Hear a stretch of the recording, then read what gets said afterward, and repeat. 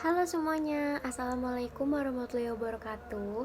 Perkenalkan, nama saya adalah Nur Syaharani Ramadhani, NIM 207105253. Saya dari Fakultas Ilmu Komunikasi jurusan Public Relation. Nah, di sini saya akan mempresentasikan tugas UTS saya dari dosen pembimbing saya, yaitu Ibu Linda Islami.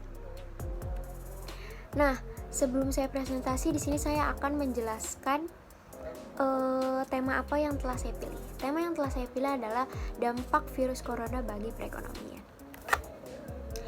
Terhambatnya aktivitas perekonomian secara otomatis membuat para pelaku usaha melakukan efisiensinya untuk menekan kerugian.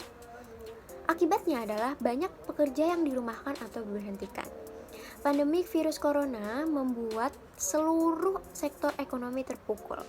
Saat ini hanya aktivitas ekonomi yang beralih ke online digital hanya bisa bertahan untuk menghadapi tantangan.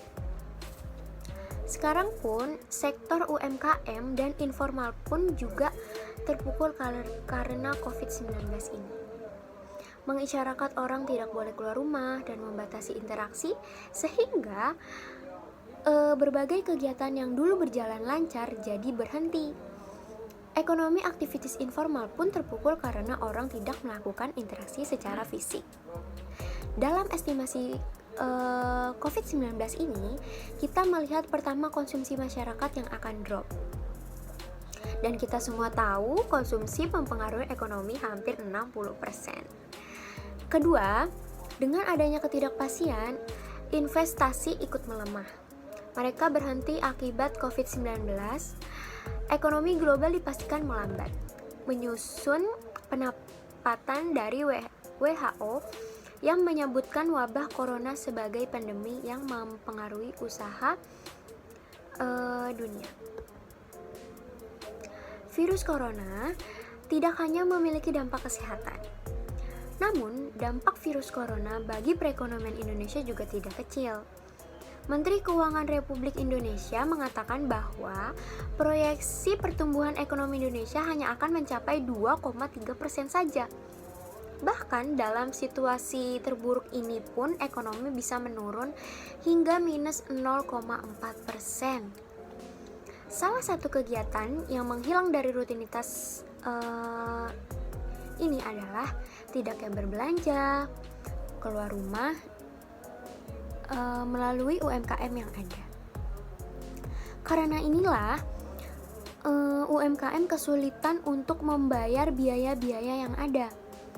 Hal itu seperti gaji dan honor pekerjaan, serta biaya-biaya operasional dan non-operasional lainnya. Hal ini berdampak buruk apabila pekerja tidak bisa menghasilkan uang.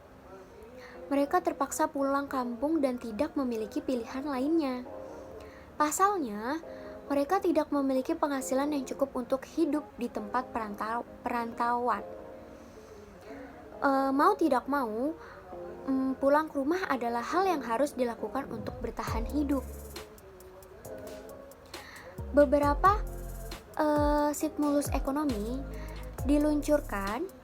Bahkan Presiden Joko Widodo meminta seluruh pihak untuk melakukan social distancing termasuk WFA yaitu work from home, dan beberapa kepala daerah memutuskan untuk meliburkan kegiatan mengajar industri yang terkena dampak.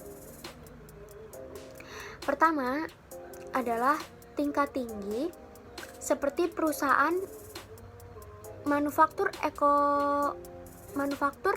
otomotif di bawah tekanan berdasarkan karena ketergantungan mereka pada rantai pasokan global sehingga menghambat proses produksi. Industri garmen yang memperlakukan sistem pengurangan kepadatan karyawan dengan cara 2 pekan kerja dan 2 pekan libur guna mengurangi penyebaran virus corona.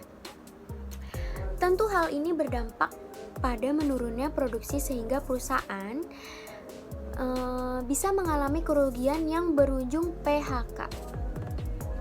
Sektor pariwisata dan penerbangan yang sepi penumpang dikarenakan adanya kebijakan social distancing secara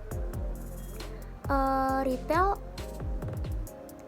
dan non, maka banyak sekali pengunjung yang sepi.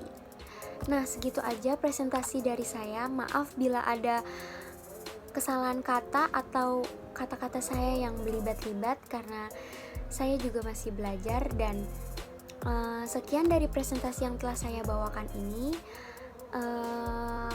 Bila ada kekurangan, mohon maaf dan wassalamualaikum warahmatullahi wabarakatuh. Dadah.